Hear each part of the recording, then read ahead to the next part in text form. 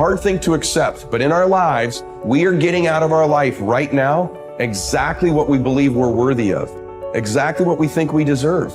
Our life is a direct reflection of our identity, which is the thoughts, concepts, beliefs, values, and worth we hold true to be about ourselves. And so as hard as it is to accept, we're getting out of life right now what we believe we're worth. Your growth is the only limit to your happiness. If you're not happy, you're not growing in some area. And usually it's a place where you're blaming, you're pointing the finger, but you can't control that. You can't make it not happen. What you have to do is become stronger than any of it so you're free. Freedom comes from growth. Freedom does not come from control. Then you would have to ask yourself, who do I want to be when I open my eyes? Now, the act of answering that question is going to turn on your frontal lobe, and the frontal lobe has connections to all other parts of the brain. And it's interested in answering that question because it is the creative center. So as it begins to scan the landscape of the brain, it can only gather information from things you've intellectually learned or things you've experienced in your life. And it begins to associate those different memories with the question. And when you get enough networks of neurons firing in your brain, you see an image or a picture. That's intention. And then as you begin to live and rehearse who you're going to be, you begin to do that exact same thing. You begin to install neurological hardware in your brain. Repeat it, it becomes a software program, and you begin to behave that way. Now the brain is primed. It's no longer a record of the past. It's a map to the future. Now the person can feel the emotions of their future.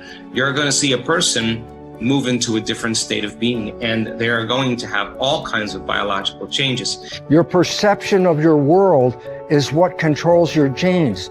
And if you're not feeling well, the issue is you don't have to change your biology, you just have to change your perception. And this will then give you your power back. And this is what we have to recognize. We're not victims of biology, we are masters of our biology. Everything that is required depends on you. Having the mindset that regardless of anything that is around you, that is surrounding you, that is trying to drag you down, you must have the mindset. You must be strong. You must be resilient. You must be driven. And you must be able to take whatever's coming at you. What goes out is what comes back. That all, as you sow, so shall you reap. I mean, it's in every great institution that there is in the world, whether it's a religion or a philosophy or whatever. What you put out is what comes back. Whatever you plant is what you're going to get back. And the more that you put out honesty, just because it's what you are, because you are being honesty, you're not trying to be honest, you are just being honesty, then that's what will come back to you on a regular basis. And when it doesn't, you'll just see that as another test for you to pass. This comes from Einstein. He said, the most important decision any human being must make is whether or not you live in a friendly or a hostile universe. Now, he could have said realization, but he didn't. He said decision. You have to decide, because there is no empirical truth. You don't live in either a friendly or a hostile universe. You decide, and that perception, that viewpoint from which you judge everything else that happens in your life will be colored by whether or not you think it is a universe that is working for you or against you. And it's a choice. But most people think of their viewpoint as being patently real, as being just objective and true. And so they never stop to question the fact that they actually decided that at some point, either because their parents acted in accordance with that it was either hostile or friendly, and they just absorbed that, or their friends or the people that they work with or whatever.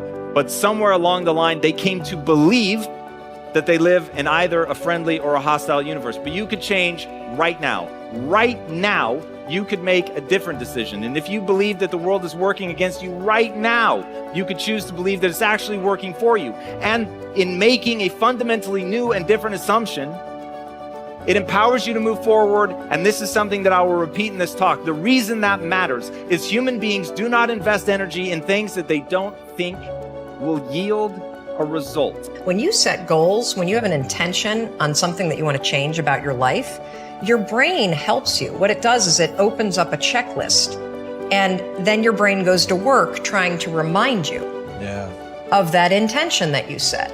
And it's really important to develop the skill, and I say that word purposefully, the skill of knowing how to hear that inner wisdom and that intention kicking in and leaning into it quickly.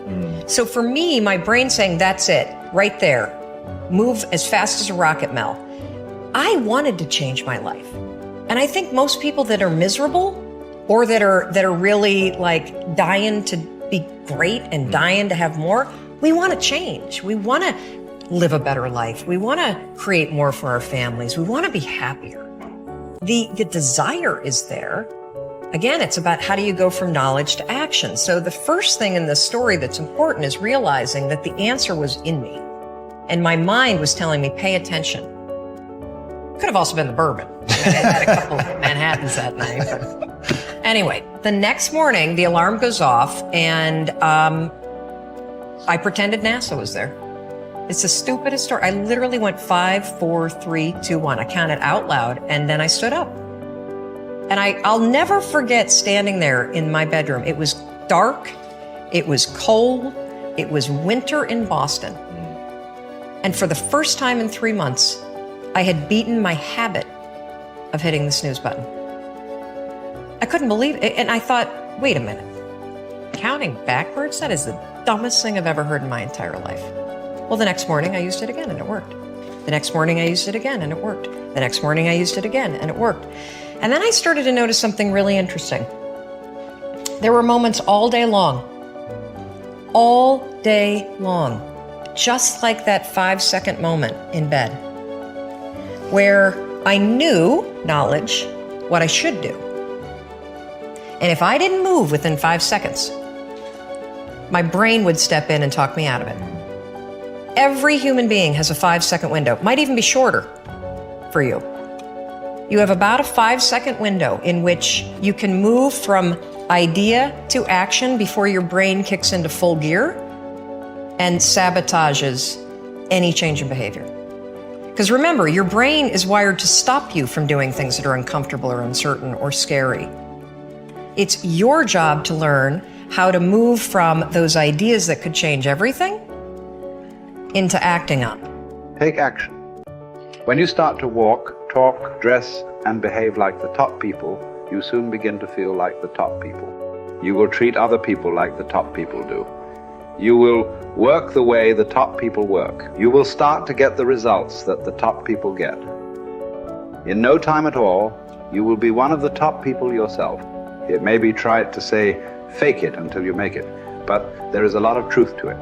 Your main job in life is to create the mental equivalent within yourself of what you want to realize and enjoy in your outer world.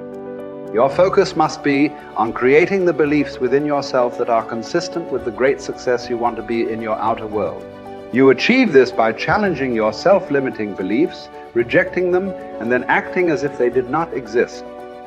You reinforce the development of new life-enhancing beliefs by increasing your knowledge and skills in your field to the point where you feel equal to any demand or challenge. You accelerate the development of new positive beliefs by setting bigger and more exciting goals in every area. Finally, you act continually as if you were already the person that you desire to be. Your aim is to reprogram your subconscious mind for success by creating the mental equivalent in everything you do or say. Make a decision this very day to challenge and reject any self-limiting beliefs that you might have that could be holding you back. Look into yourself and question the areas of your life where you have doubts about your abilities or talent. You might ask your friends and family members if they see any negative beliefs that you might have. Often, they will be aware of negative self-limiting beliefs you have that you are not aware of yourself. In every case, once you have identified these negative beliefs, ask yourself, what if the opposite were true? What if you had the ability to be extraordinarily successful in an area where you currently doubt yourself? What if you had been programmed from infancy with genius ability in a particular area? For example, What if you had within you right now the ability to earn and keep all the money you could ever want throughout your life? What if you had a golden touch with regard to money? If you absolutely believed these things to be true, what would you do differently from what you are doing today? Your beliefs are always manifested in your words and actions. Make sure that everything you say and do from now on is consistent with the beliefs that you want to have, and the person that you want to have, and the person that you want to become. In time, you will replace more and more of your self-limiting beliefs with life, enhancing beliefs. Over time, you will completely reprogram yourself for success. When this occurs, the transformation that takes place in your outer life will amaze you and all the people around you.